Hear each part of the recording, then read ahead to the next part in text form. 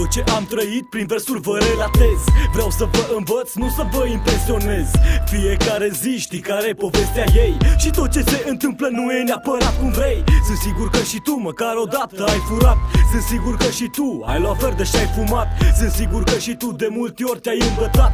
Dar asta nu prea demonstrează cât ești de băiat. Poate că și tu ai tovarăș la pârnaie. Poate că și tu ești și pui pixul pe foaie. Poate că și tu ai simțit ce-am simțit eu când tovarăși au plecat, când ți-a fost mai greu. Dar să știi că aici nu e vorba doar de atât. Nu e vorba de băieți care să uită urât.